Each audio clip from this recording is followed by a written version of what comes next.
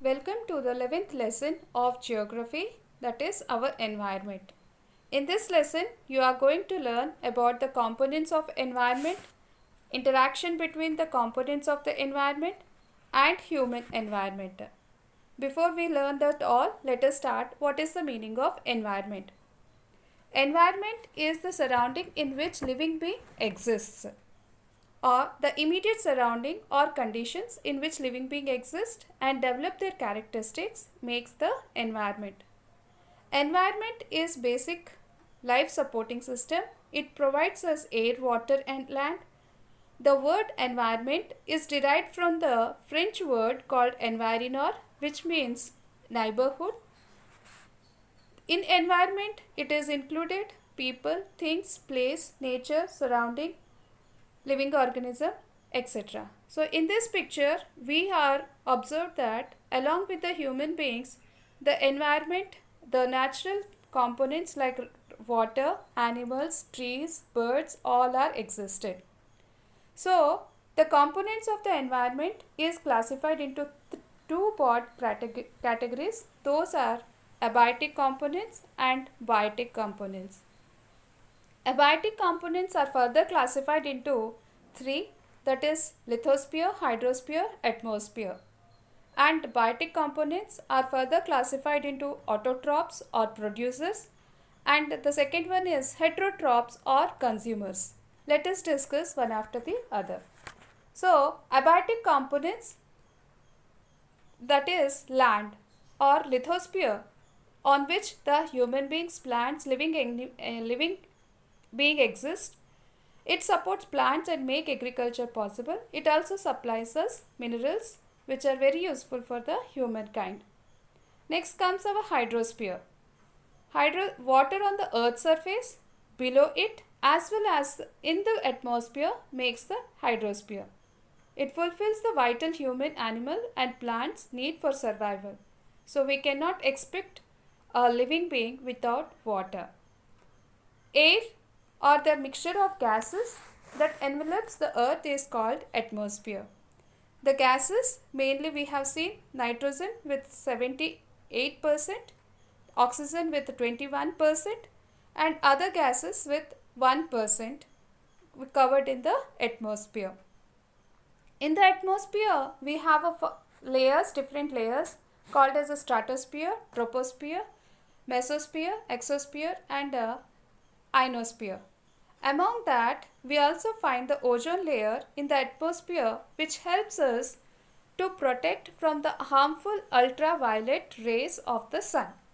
But nowadays, the ozone layer in the atmosphere has been damaged by the emission of a chlorofluorocarbon CFC gas. So that problem have propped up because of the damage of ozone layer of these gases. Next comes our biotic components. The biotic components also called as the living organisms. So in this, the producers and the consumers comes under. And we see the biosphere, which is included in the 13 kilometers from the atmosphere under the earth. So this includes all forms of life including plants and animals. Living beings are generally found up to the height of 6 kilometers in the atmosphere and a depth of 7 kilometers in the ocean. This narrow belt of 13 kilometers is formed of life exists is called as a biosphere. In biosphere, there are two important categories, that are producers or autotrophs. Those are called are organisms that produce their own food directly from the environment, called as producers, for example plants. And consumers are the organisms that depend on plant and animals for food.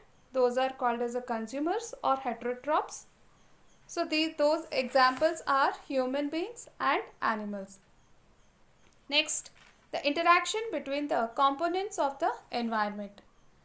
The interaction and relation between all living organisms among themselves as well as with their physical environment forms a complex system referred to as a ecosystem. So, ecosystem will include ecology and environment. So, what is ecology? The study of relation and interaction of living organism with other living organism comes under as a ecology. Interdependence of living organism among other living organism referred to as a ecology. A unique or a conspicuous area like a lake or a desert can form a distinct ecosystem by itself. The organism found on any of this ecosystem would happily survive provided the conditions remain favorable. Means the animals or the living organism which exist in a particular environment can happily survive with the food, water, temperature, climate which is very much suitable to its body, habitated. So it is called as a ecology. Next comes our human environment. In human environment, it includes the grow of crops, domestication of animals, settled life, and if you see the past, when the human has invented the wheel, and later later so many developments been done, and now it been developed to information technology. But human environment includes all creations and activities. Human beings have continuous adapted of their physical environment and also affect it since the earlier time. In the past, human needs were basic and simple, and so human being did not disturb the environment much. So the population in the past is very less and the need for the population is also very little. So the people are not disturbed the environment. But nowadays the humans have created a number of pollutions like air, water, noise, land, radiation pollution, nuclear pollution, different types of pollutions by which the environment, natural environment getting disturbed. Over a period with increase in the population, we human needs also increased and people started to expand the area of influence. For that, the forests are cleared to get land for agriculture, new towns were built, animals were killed for food and other needs. These are the way the humans are disturbing the natural environment. All these activities have had an adverse effect on environment. For example, many species of animals and birds have become extinct because of deforestation. When we cut the trees, the birds which are dependent on the trees, the animals which are living in the forest, they cannot reproduce or they cannot develop their growth. The number of production cannot be increased. So slowly and gradually the number of species of animals and birds get reduced.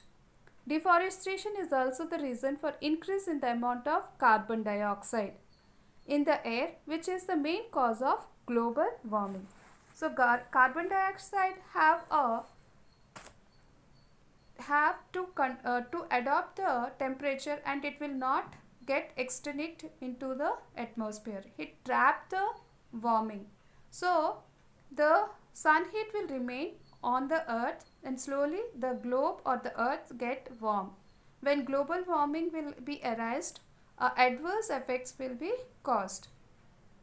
So to bring the awareness among the humans, June 5th is declared as World Environmental Day by the UNO, United Nations of Organizations. In this day, campaigns and essay writings and awareness programs are being conducted all over the world, and plantation of trees are to be carried on this day.